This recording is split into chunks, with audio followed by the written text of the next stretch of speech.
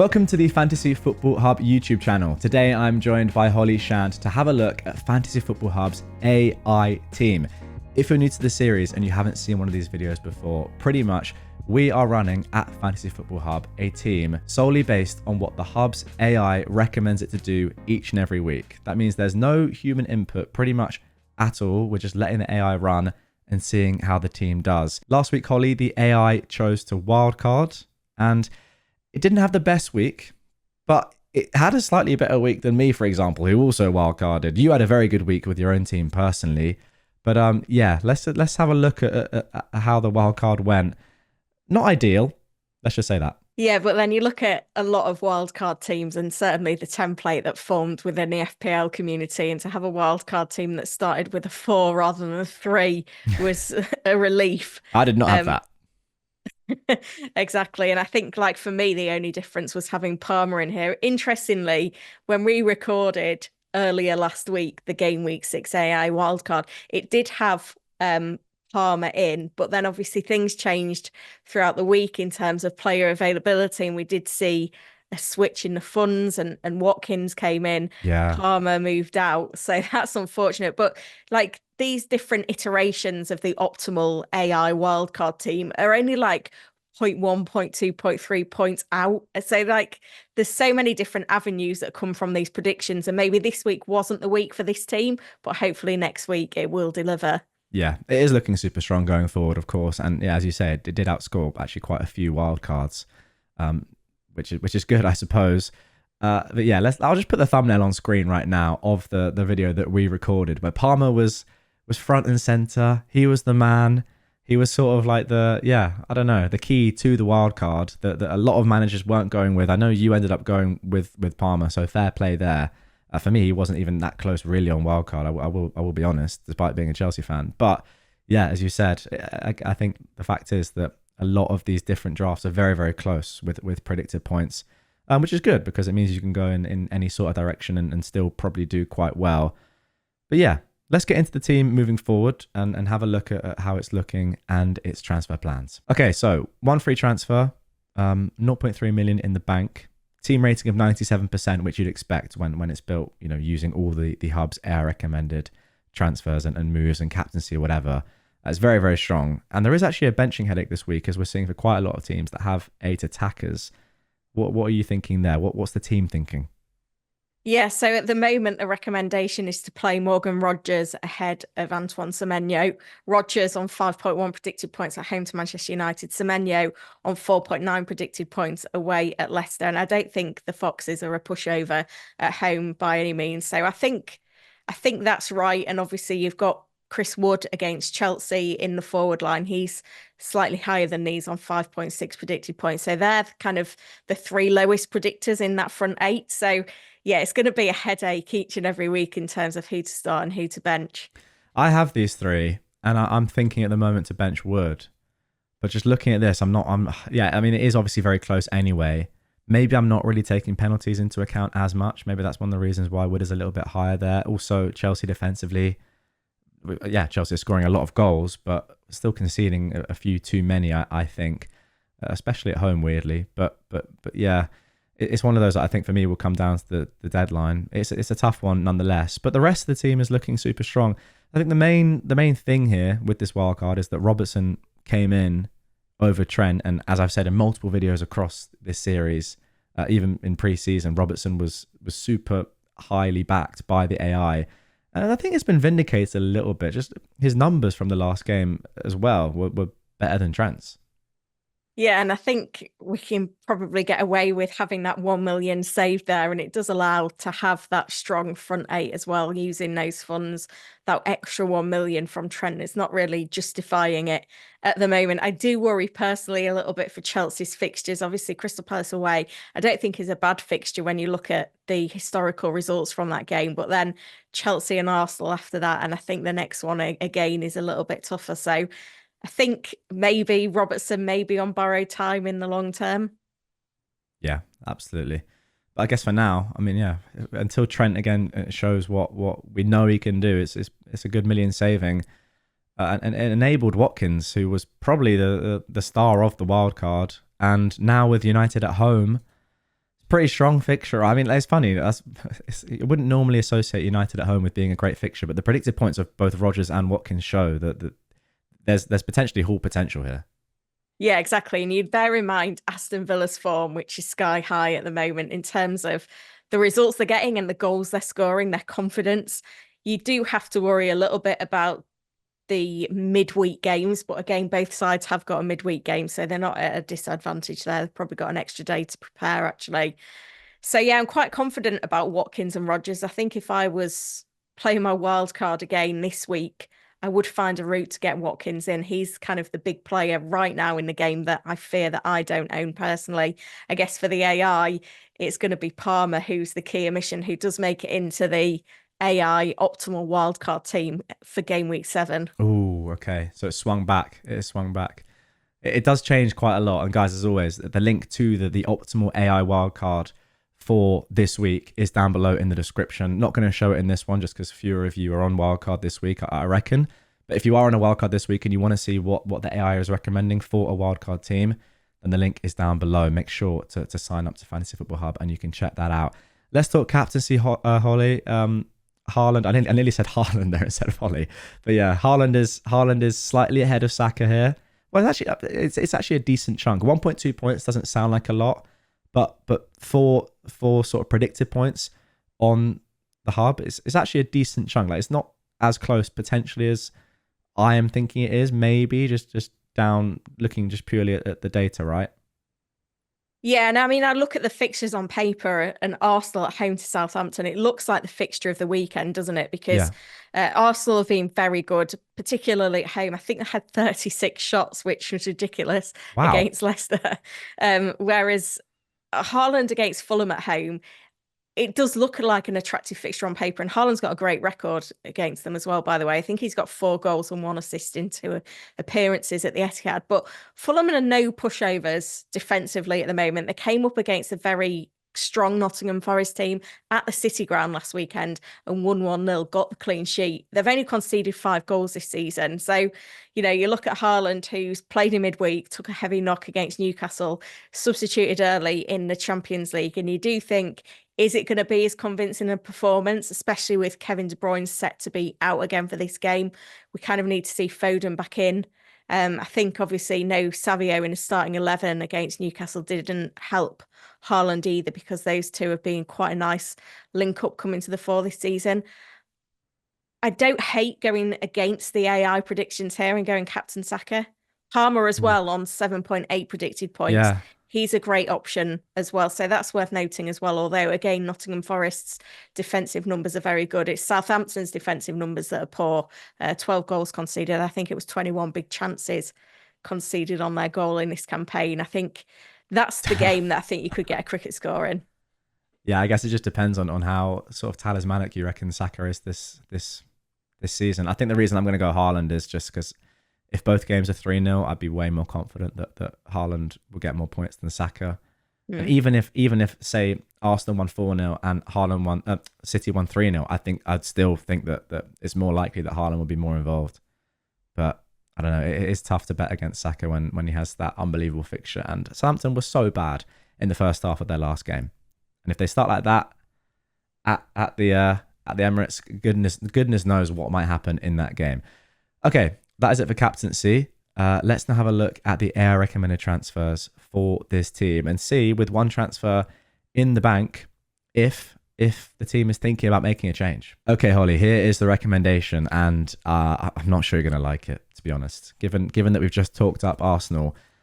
But, I mean, I don't know. Looking at the predicted points over the next 5, it does make sense. It's just whether to go a little bit early this week and go for it this week. But it is Saliba to Gvardiol, which I'm not sure I would do this week, given that the fixture is so good for Arsenal. However, Saliba's goal threat this season, talk to me about that compared to Gvardiol's, because there definitely is more upside, I think, in a Gvardiol this week and moving forward. Yeah, and significantly in the Newcastle game, Walker was back in the City 11, wasn't he, at right back. That allowed Gvardiol to push forward from that right back spot, and it absolutely paid off straight away with a goal. Lewis was in the DM role, helping Kovacic, and that's something that we'll continue to see this season with Rodri unavailable. So it's a difficult one because I feel like when City have harder games, we'll see Walker and Vardiol in a back four, and we'll see Lewis push up into midfield. But perhaps in an easier game, like Fulham at home, I kind of expect Lewis to kind of start within a back four and invert in this game, which would hurt Vardiol in terms of his attacking output. I kind of would back the Arsenal clean sheet over the City clean sheet. So I think if it was me personally, I don't think I'd make this move this week. I'd give it one more week. But like you say, a lot of us that played wildcard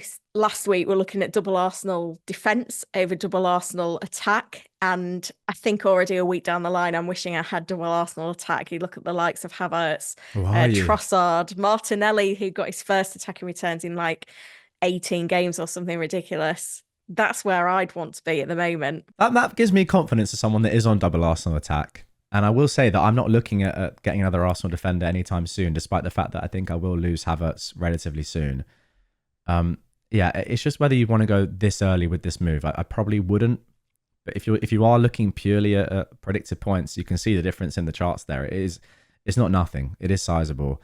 But there we go. Yeah, that is the recommendation for the AI. Okay, Holly, let's open things up then to just general players now, not specific to the AI's team. These are on screen, the top 10 goalkeepers for predicted points over the next few game weeks. Just run us through them and what you personally think might be the best options here. Yeah, so I think for the first time this season, we see Ederson top on goalkeepers over the next 5 game weeks, only 0.3 points ahead of David Raya, but that's something that I think is maybe quite significant going forward. I think we're going to see more of a fixture swing for Manchester City, and Arsenal's fixtures certainly after game week 7 are tricky. So we need to note that. And then Flecken is third place on this list. He's the go-to 4.5 million goalkeeper, and he's actually outperforming a lot of goalkeepers more expensive than him in terms of predicted points. So if you were concerned about Raya's fitness last week and you went for another goalkeeper on wildcard, you're probably still optimal with Flecken in there at the moment. I think he's in the AI optimal team right now as well. Okay, that gives me confidence because I did go with Flecken over Raya. There was late team news, which I missed because I was away, but I do think that might have changed what I ended up going with. But I don't know, I was quite happy with going with Flecken.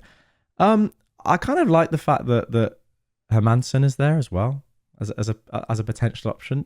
I don't know if he's that good of an FPL option necessarily, but I just like him as a keeper. He had a really good game last week, again, and despite the fact they conceded 4 goals, made some great saves.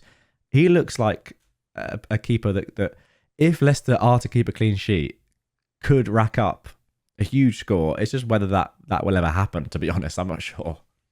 Yeah, and I think with Leicester, they are going to come under a lot of pressure in their games, but they are conceding a lot of chances on their goal. But that certainly helps a goalkeeper because it gives them a lot of opportunity to make those saves, accumulate the save points and bonus points as well. So, yeah, I don't mind him as a cheap pick. I just feel like Flecken is probably playing more in a top half team, and Brentford again are a team that concede a lot of shots on their goal, but they tend to be those low quality shots, which makes it easier for the goalkeeper to still keep the clean sheet and make the save points more easily. Okay, Holly, now looking at defenders, and it's the recommendation for the AI team who tops the list with the most predicted points over the next 5 game weeks. Yeah, and again, we're used to seeing Gabriel's face staring back at us here, and he's been ousted on the top spot by Vardiol, not by a lot, 0.4 points over the next 5 game weeks. I guess, like we've just discussed, it's Vardiol's positioning because the AI is still kind of predicting Vardiol to be the Vardiol we saw at the tail end of last season, and there's no guarantees that he's going to be playing this same role in these easier fixtures. So yeah, that's something to consider. But you look and there's 9 premiums in here. You've got both Liverpool fullbacks. You've got 3 City defenders in there. You've got the 2 most attacking defenders from Spurs in there as well. Only 2 Arsenal defenders, but I guess we're at this stage where there's a lot of difficulty in predicting who's going to get the minutes, certainly in a fullback spots at Arsenal, because we've seen, White's had a bit of an issue. We've seen Calafiori get minutes. Timber, who may have picked up a little bit of a knock in the Champions League. We know that Zinchenko's on his way back. Tomiyasu's back in training. So they've suddenly got options, and we know Arteta likes to rotate his fullbacks when he can. He's not really had the personnel to do that in the last few seasons. So that, coupled with the fixtures, kind of means that you don't really want to be going there. I don't necessarily want to vindicate the AI's moves, but it is interesting to not see Saliba on this list. And I think that must be down to his lack of goal threat, because Gabriel is so high. Yeah, he's got that ceiling, hasn't he, of 6 points every game. That's all he offers. I think most people would probably agree, or probably reason, that Saliba is the most nailed Arsenal defender. But despite, I know Gabriel is at this point very, very nailed. Let's be real, but we have seen Arteta rest/drop Gabriel in the past. Saliba, I don't think that's ever happened to him. But yeah, despite that, what are Saliba's predicted points over the next 5? I'm surprised that Gabriel is as high as he is. It's probably what we know already. Gabriel has an amazing goal threat. Obviously, already scored a couple of times this season. But yeah, where is Saliba? I'll be interested to see. Yeah, he's 11th place, 18.3 predicted points, with White just behind him in 12th on 18.2 predicted points. Okay, interesting stuff there. Yeah, as you say, the lack of sort of cheap enablers here is telling. But Eight Nori is there. Now, I don't know about going for him necessarily this week, but he is one that I've definitely got my eye on when Wolves fixtures turn. Yeah, so he's got a goal and an assist already this season. Wolves have not been great defensively, but they have had pretty awful fixtures as well. They've played Arsenal, Chelsea, Forest, Newcastle, Aston Villa and Liverpool. And they've got Brentford and City in their next 2, which again aren't great. But beyond that, it's Brighton, Palace, Southampton, Fulham, Bournemouth, Everton, West Ham, Ipswich, Leicester, Manchester United. And that takes us till the end of the year. So, in a couple of weeks' time, we may be looking at Wolves defenders. Obviously, they were a bit threadbare in game week 6 with more injuries and also illness in the camp. So hopefully they can get over that. But they've not got tons of options to use in their back line or across all of their squad, really. So that's the only concern I'd say at the moment. Okay, let's move on to midfielders. There's just an interesting omission here for me straight away is what I'm seeing. Maybe it's because he's in my team. But Diaz doesn't make the top 10, nor was he in the wild card that the AI went with as well, which makes me think that maybe that was a little bit of an error. He was sort of like, I don't want to say like a hype pick, but a lot of managers were like, okay, we've got to get him, he's in great form, etc. But the fixtures do turn pretty quickly after this Palace game. It's then Chelsea at home. I don't know, that's a bad fixture. It's probably a middling fixture these days. But yeah, he's not in there. Yeah, he is 11th, but 24.6 predicted points. So it's only 1.1 points but still below Jota. I looked like a bit of an idiot on Sky Sports just before the game week 5 deadline, where I said that I would sell Diaz over Jota because I feel like Diaz would get rotated with Gakpo more quickly than Jota would with Darwin Núñez. And then Jota missed out. Diaz scored a brace. But I think Jota had a little bit of an issue, which kept him out of that game week 5 fixture because he didn't even come off the bench. I still think that Diaz-Gakpo combo will share minutes. Obviously, Champions League midweeks is going to have an impact on Liverpool fairly soon in those front 3 spots. Probably not Salah, but for Diaz and Jota with the threat of Núñez and Gakpo. So I think that uncertainty of minutes and the being prone to those substitutions around the 60-minute mark, which Arne seems to do, coupled with the fixtures, means that I don't think you need Liverpool players in your side right now. Like, you look at Salah, and obviously, yeah, he's predicted to outscore all other midfielders over the next 5 game weeks. But if you don't have Salah, you can probably afford Palmer and Saka. And that's where I'd sooner go. Yeah, exactly. Those two are pretty close to him, really. And if you're not going to be captaining, we'll obviously come on to the forwards in a second, and Haaland will obviously be top there. But if you are not going to be captaining Salah most weeks, I do think it's probably better to spread the funds around. I do just want to mention Tottenham midfielders as well because they're about to have a really good run. Son's up there, but also Madison as well. And Burma is one that I know a lot of people went with on wildcard, and I think he is so good. Interesting that he's still below Eze there. But yeah, let's talk Tottenham midfielders because they're looking pretty good here. Yeah, and you've got to look at their upcoming fixtures as well. And certainly this weekend against Brighton, we saw how Chelsea undid Brighton's high line last Yeah. weekend. I feel like these Spurs attackers could absolutely do the same thing. We need to see Son back in. Obviously, he missed out last time out with a little mark. But yeah, I'm excited to see Madison do so well. And there's certainly been times where I've not quite known where he will play. But it looks like Postecoglou's found a system that suits Madison, that also fits in Johnson and Kulusevski. Yeah. You've got Solanke, you've got Son. There's so many options in that Spurs attack. I think for me, in my own team, I'm going to be looking to bring on board a Spurs player fairly soon. And, Yeah. I was so close to Solanke on wildcard, ultimately went with Jackson, and I could, switch back pretty soon, even this week.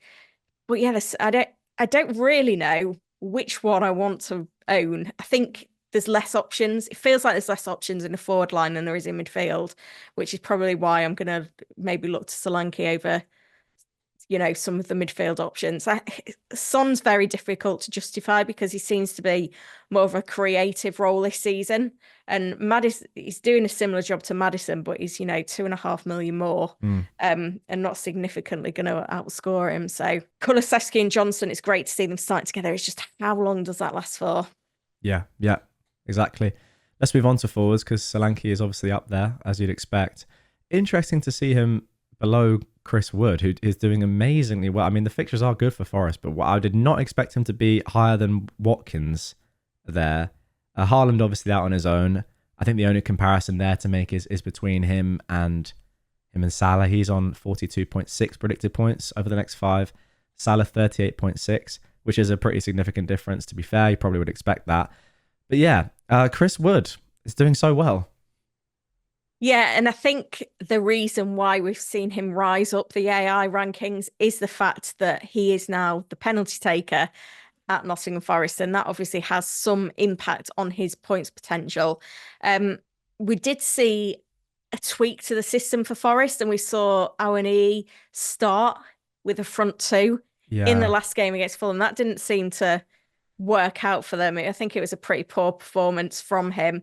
And Chris Wood did get 90 minutes, which was good because he is a player that's prone to early substitutions. But in my mind, there is an element of doubt with Chris Wood, and I'm a Chris Wood owner, and I really want him to kind of continue his scoring run. But I mean, 3 goals in 6 for a forward who's priced at about 6 million and is on penalties. Like, he's going to continue to tick over, you would Yeah. imagine. And Forest feel like a team that could be a top half team this season. They've had 2 wins, 3 draws, just the 1 loss against Fulham. So yeah, he's a player that I'm happy to own at the moment.